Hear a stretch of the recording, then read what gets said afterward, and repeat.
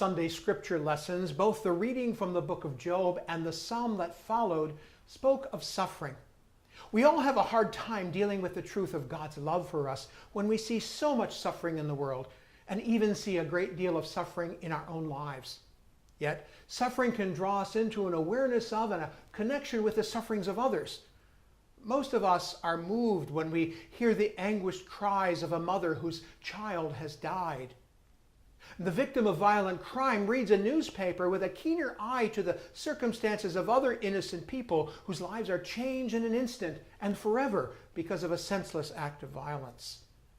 The employee who is downsized has a new sensitivity to those who have lost their job through no fault of their own.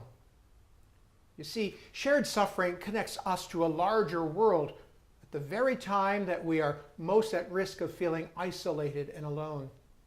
Our own suffering taps us into a universal hope for healing and wholeness that is felt by just about every person in the world.